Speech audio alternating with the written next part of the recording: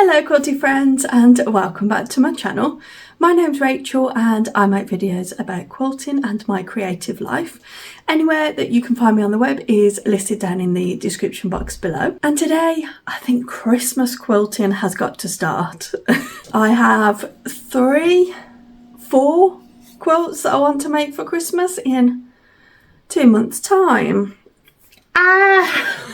What have I done? I have a few quilts that I want to give as gifts, and I thought I'd procrastinate those even further and start with one just for me. So the quilt pattern that I'm going to be starting is just an amazing traditional quilt pattern, which is from the kit is from Connecting Threads, and the pattern is by Needle in a Haystack and it is called Christmas Magic. So this kit was very kindly sent to me by Connecting Threads, so thank you to them so much. The link to this product will be down in the description box below, just to make you aware that the link is an affiliate link, so if you purchase anything via that link, I will receive a small commission, and I appreciate anyone who decides to do that. So there we go. Yesterday I spent a long time cutting out all the pieces. So here are all the pieces, over 300 3.5 inch squares, a crazy amount of triangles, but I'm glad they're all cut out now. I do think that once I get on a production line with it, there's 20 blocks, they're all the same blocks, I should just be able to start chain piecing. Before I get into that, let me talk to you about what's on the design board behind me. Just here at the bottom I have my 2 hometown quilt blocks. They're just wonderful. Both of those like vlog videos are up on my channel. I'll leave a link to those down below. And then up here at the top, that quilt pattern is called the Knitted Star by Lo and Behold Stitchery. And I recently went to a workshop at the Quilter's Den and I filmed a little vlog of that over on my Patreon page and a vlog of making half of that second block. That's going to be one for my sister and one of the ones that needs to get made in time for Christmas. That one isn't essential for Christmas. That one is, I would really like to have it done, but I have another Christmas gift lined up for her, so one of them is going to have to take priority. Right then, let me have a little read through of the pattern. Okay, so the first thing that I need to do is make 80 half square triangles in one colour combination, and then I think there'll be more in another combination as well. So let's get to chain piecing.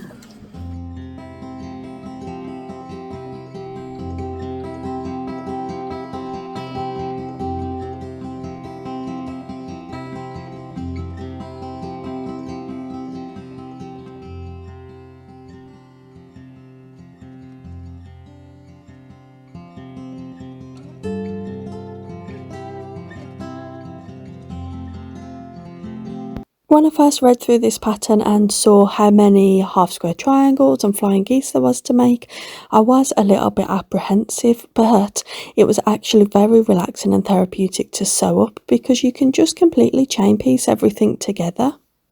It's the same block repeated and it forms a beautiful pattern, but it really means you can get into the rhythm of sewing the blocks together and just enjoying that rhythm of sewing everything.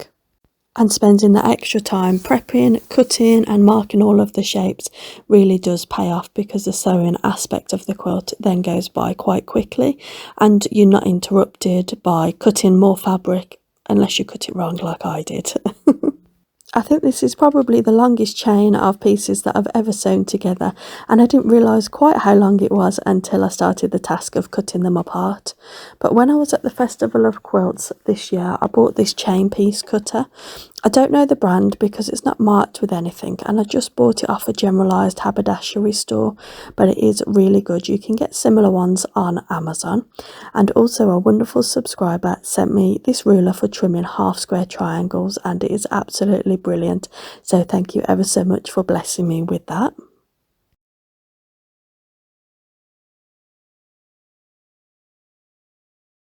This is one of these situations where you really need to learn from my mistake, and please do not use your wall pressing mat on a table or a hard surface without anything underneath it, because my pressing mat actually, moisture goes through the mat and it's pulled up the vinyl covering, the veneer covering on the table, and yeah, it doesn't look too good. It's only very minimal damage, but please put something underneath your wall pressing mat. I usually use the wall pressing mat on top of the ironing board. I just happened to put it on the table on this day, but it has damaged the table.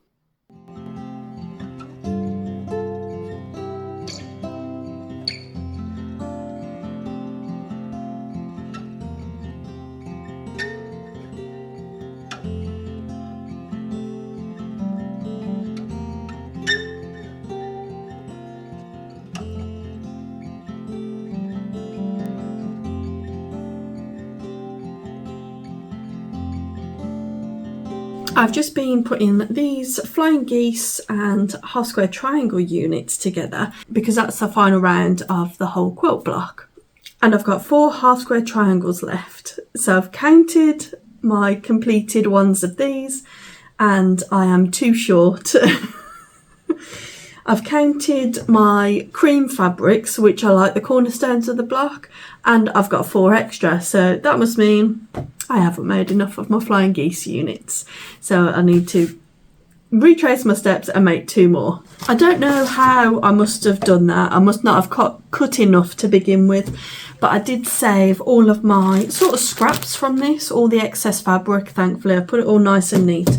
So I'm sure I'll just be able to pull from here and cut a little bit extra.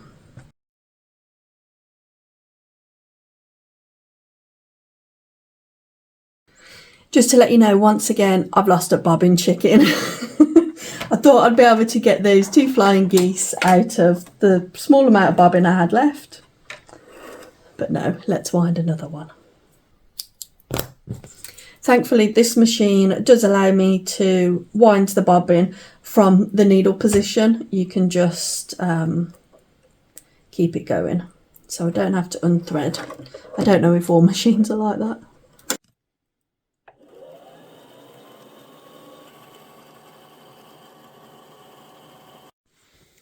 And balance is now restored. We've got enough so I can get joining.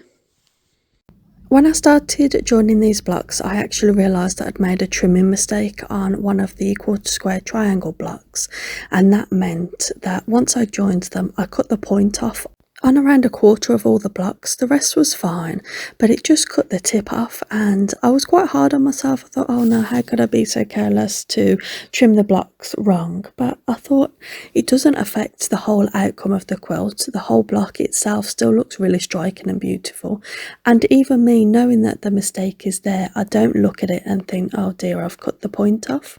I think the majority of the time when we're the ones making the quilt, we can be quite hard and critical on ourselves unnecessarily. And when we are overly critical of ourselves, I think it can take the joy out of the process, and momentarily it did that for me. But I didn't dwell on it. I got back to sewing the very next day and realised I was being dramatic. It is now a good few more days later, and I've been batch sewing the second block, which is a red variation, much more red in it compared to the other one that's got green in it. It is just the same block, repeated again. You can really get into the chain piecing, which I really like. At one point, I think I probably had 150 blocks attached in the big long chain, which was really satisfying to cut apart. I just need to iron them, because last night I had a late night session at joining the top here and then the bottom. So I just need to give them all a good press, and then that would be 20 blocks all completed then. It pains me to take this off the design board when I've completed so little. And it is quite a simple layout for the quilt, so I don't think I need the design board. It's just alternating red, green, red, green. So I'm going to give this an iron today. I don't think I'll get to join them today. It's sort of one of those where I've got half an hour here and there, so I don't think I'll get joining much today, if anything at all. No, I don't think I am. I'll probably do some tomorrow. but I will of course update you, but I won't be able to put it up on the design board and show you. But of course I will show you the finished quilt. Now, I've had a thought about the quilting. I think I said earlier in this video that I did initially think I wanted it long armed, but I don't think I'm going to be able to do that. So I was thinking about hand quilting. Now, what do you think about hand quilting in the cream space? Like echo quilting, so just very close all the way around, but in a red or a green pearl 8 thread, rather than doing it in cream, something that would pop and stand out. Let me know. We'll have a vote in the comments whether it should be contrasting or matching threads. I think I'm going for a contrasting. Let's not get ahead of ourselves and let's actually finish the quilt. With the hand quilting, I won't be able to start it straight away because I've got Christmas presents that I need to be making. So I'll probably do those. This might be something that I hand quilt literally over Christmas, in the week of Christmas, maybe between Christmas and New Year. I know that then I won't get to use it this year, but I'm still enjoying it this year over the festive period. And it'll be something that I can pull out every year.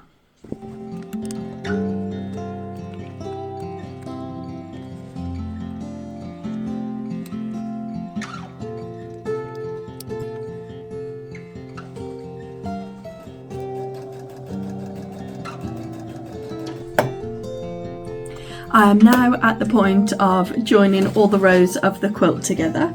So I'm just trimming off my leaders and enders, just because there'll be a lot of stopping and starting joining the blocks. I've joined 3 together. They're very slightly different. They're different in the background fabrics. You might not be able to see in this light because it's a dull afternoon, but one has green here and then the other one has red. So there you go, you should be able to see that a little bit better. The rows only have 4 blocks in it, so I didn't need to lay it out or anything. All I'm doing is to remember, because there are only very slightly subtle differences in the blocks for the colours. The background is different though, so I'm just focusing on the background. This one is the background with the swirls, so I know the next one is the plain background. So that's just how I'm going to do it, and I'm going to make up all of the rows down. There's 1, 2, 3, 4, 5 rows down. Let me show you the quilt again, just so you... So I'm going to get on a bit of a production line and hopefully get this done. It should only take me a couple of hours. Is that delusional? Let's see. The centre fabric isn't majorly directional either. It's a little bit directional. There's writing in all directions, but some of the central motifs, like the Santa Claus, and this one's got candles on it, I just want to make sure that the main little bit of the motif is the right way up. It's not directional at all though, so I'm not going to be too worried. I just want them to be all joined in the same sort of direction. But knowing my luck, I'll join one of the whole row upside down. I'll sew them all correctly the right way. And then knowing my luck, when I come to join them in the rows, it'll be upside down. You know what I'm like.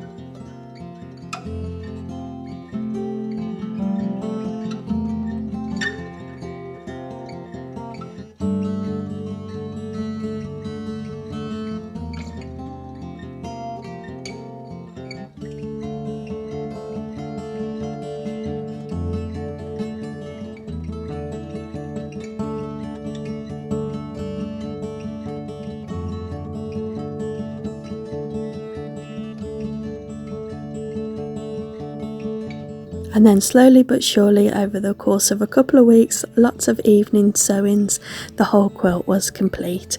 And I absolutely love that secondary pattern that the red half square triangles make, creating another star within the quilt. I think that's a very clever design.